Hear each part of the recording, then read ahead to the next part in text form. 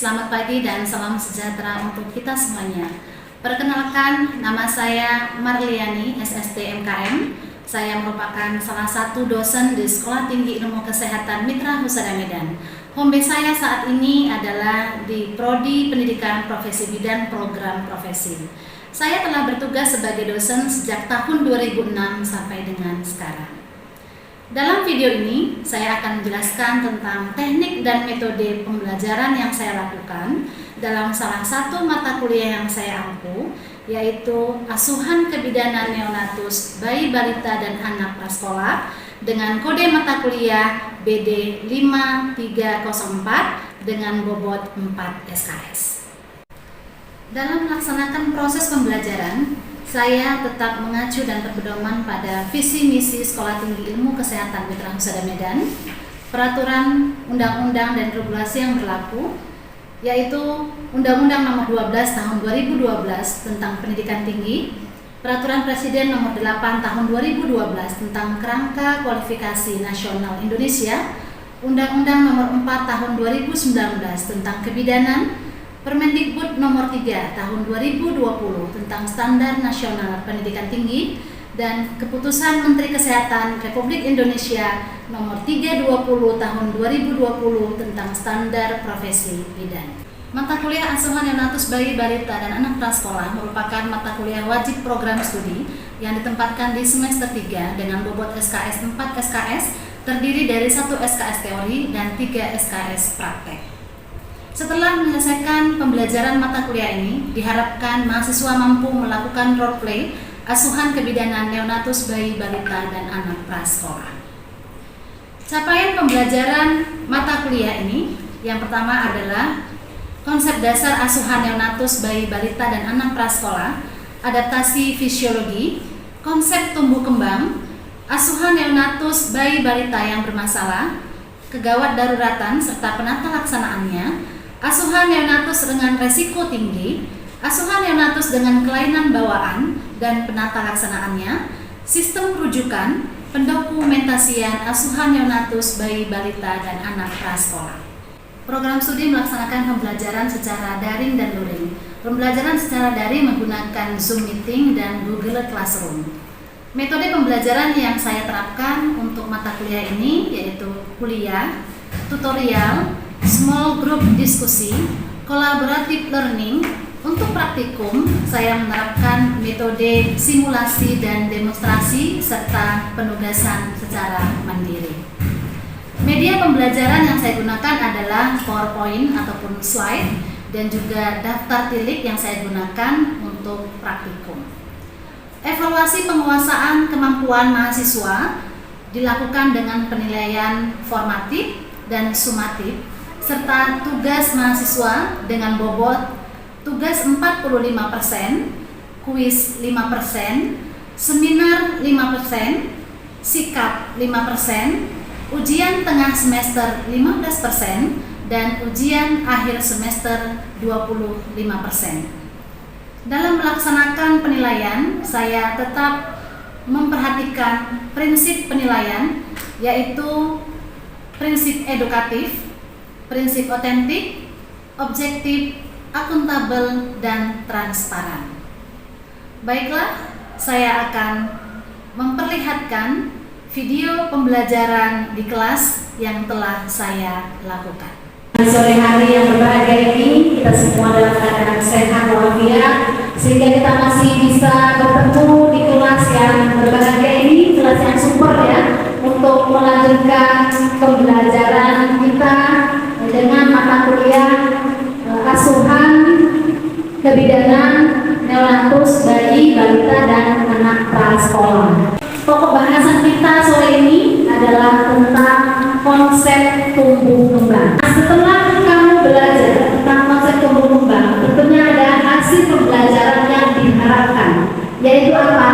Mahasiswa mampu melakukan pemeriksaan tumbuh kembang bayi dan balita menggunakan buku kesehatan ibu dan anak. Ya, jadi kamu harus mampu melakukan pemeriksaan tumbuh kembang pada bayi dan balita. Capaian pembelajaran di pokok bahasan tumbuh kembang ini adalah yang pertama, kamu harus mampu, mahasiswa mampu menjelaskan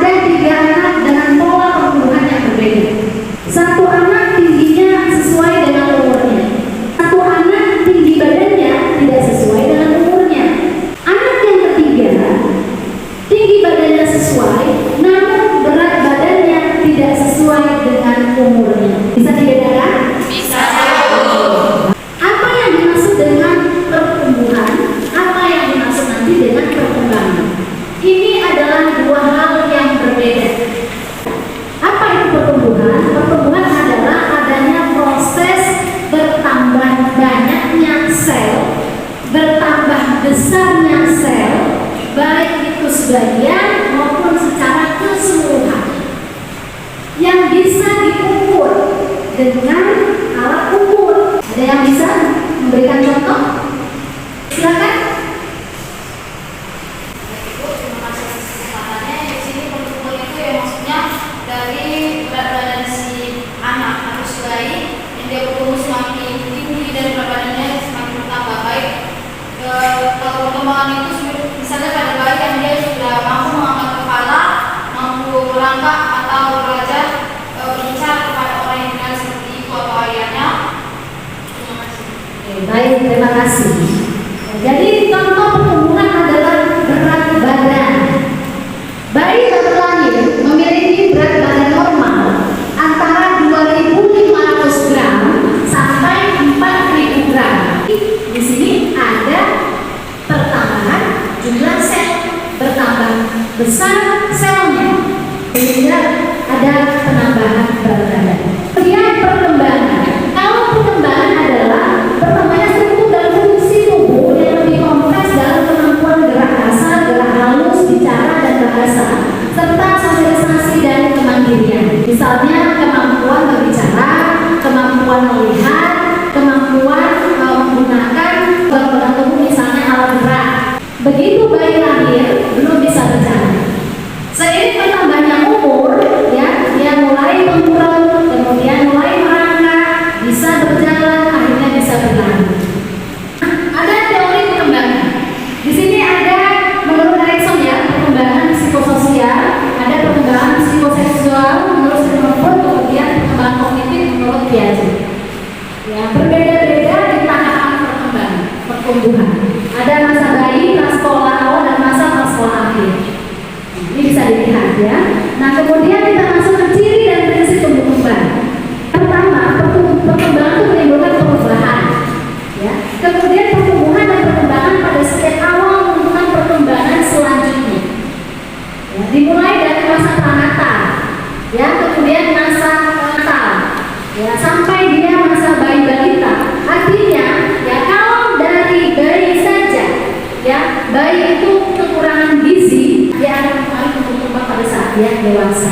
Anak yang mengalami stunting itu akan mempengaruhi ya pada saat dia dewasa, baik secara fisik maupun secara IQ atau kemampuan berpikir. Kemudian tiga, mempunyai kecepatan yang berbeda-beda.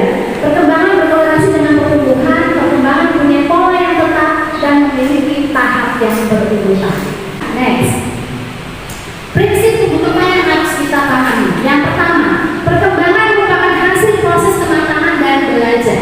Kemudian pola perkembangan dapat diramalkan. Artinya kita bisa tahu bahwa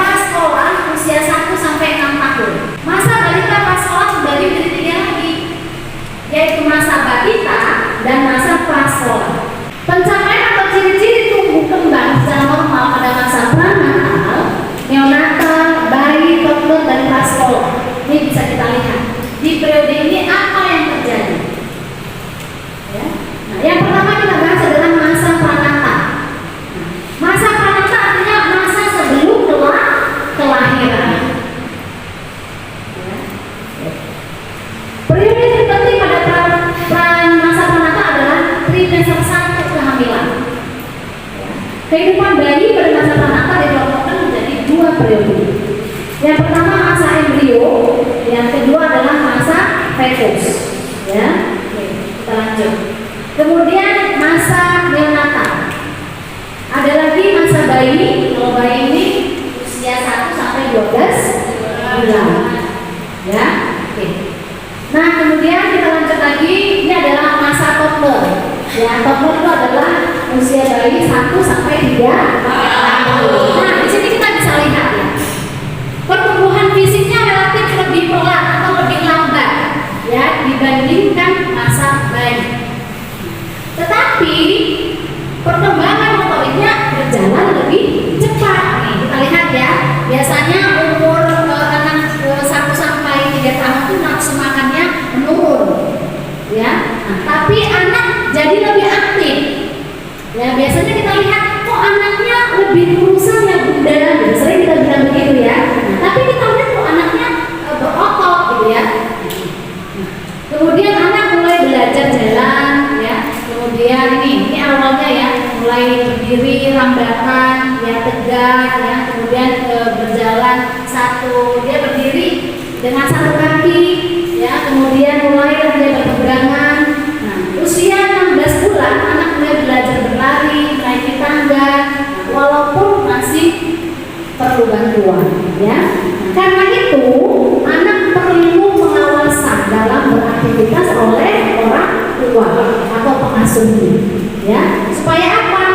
Supaya tidak terjadi bahaya. Ya kan? Kalau anak dibiarkan sendiri, biasanya anak bisa terjatuh, ya kan? Itu perlu diawasi ya. Kemudian masa prasekolah. Nah, masa prasekolah ini adalah masa sampai 5 tahun, preschool ya. Pada tahap ini biasanya gigi susunya itu udah lengkap ya. Pertumbuhan fisiknya juga relatif lambat ya.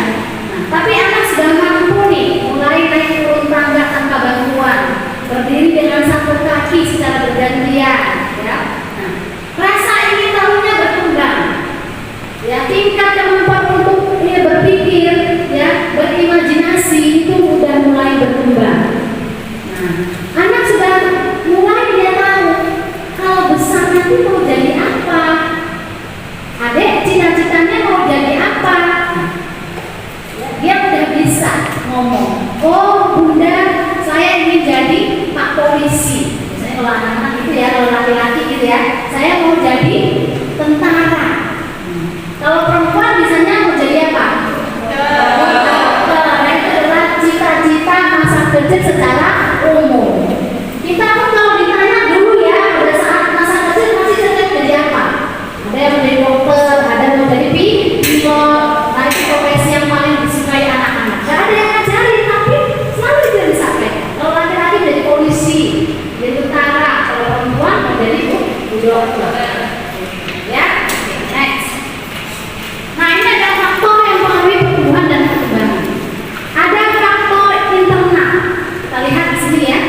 Apa saja faktor yang mempengaruhi secara internal ini? Ada gen. Nah, kalau gen ini tidak bisa diubah lagi. Ya, gennya ini datang dari orang tua, laki-laki maupun perempuan. Nah, misalnya tinggi badan. Nah, kalau orang tuanya memiliki gen dengan tinggi badannya yang lebih dari misalnya 190 cm, pasti anaknya akan memiliki tinggi badan yang lebih dari 150 cm juga, ya kan? Tapi kalau kedua orang tuanya rata-rata tinggi badannya 150, pasti anaknya nggak mungkin tinggi badannya 170. Kecuali ada gen ya dari kakek-kakek buyutnya, keturunannya yang lalu, itu bisa saja terjadi. Ya, kenapa? Karena ada faktor yang mempengaruhi yaitu genetik. Perbedaan ras, etnik atau bangsa, ya, keluarga, umur, jenis kelamin, kelainan kromosom dan pengaruh hormon. Itu dia faktor secara internal. Kemudian apalagi faktor lingkungan. Nah, ini dari eksternal. Kalau dari lingkungan itu adalah faktor eksternal. Apa? Gizi ibu selama hamil. Makanya stunting itu ya bisa disebabkan Misalkan karena pada saat periode kehamilan ibunya kekurangan gizi. Ya, makanya ANC atau antenatal care yaitu sangat mempengaruhi gizi masa remaja. Remaja ini kan periode prakonsepsi ya, pranikah prakonsepsi kan. Kalau selama remaja itu selalu mengalami anemia, kekurangan gizi, otomatis akan mempengaruhi nanti pada saat dia prakonsepsi. Makanya dari sekarang harus jaga nutrisinya, jaga kesehatannya. Jangan selalu jangan sampai terjadi anemia. Ya. Nah, kemudian apa lagi? Nih. Nah, mekanis ya, zat kimia, radiasi, infeksi, riwayat imunologi dan psikologis ibu. Lanjut ya, ada faktor prenatal atau persalinan dan faktor pasca natal. Nah, kemudian ini terakhir ya, pembahasan kita yang ini ya, faktor natal dan pasca natal. Jadi topik bahasan kita sudah selesai untuk pertumbuhan dan perkembangan. Ada yang bertanya kan? Untuk tugas kelompok kita ya, nanti kita akan mengisi buku kiat. Ya, jadi nanti masing-masing kelompok ya sudah dibagi per kelompok itu ada 5 mahasiswa. Jadi nanti mengukur tinggi badan dan panjang badan balita. Kemudian nanti hasil pengukurannya dimasukkan ke dalam buku dia, ya. Lembar dia itu buku dia kesehatan nanti diisi di sini. Dikumpul minggu depan. Baik, kalau tidak ada yang bertanya, kita selesai dulu pertemuan sore ini. Ya, terima kasih atas perhatiannya. Semoga materi yang kita diskusikan sore ini bermanfaat. Saya tutup. Wabillahi taufiq wal hidayah. Assalamualaikum warahmatullahi wabarakatuh.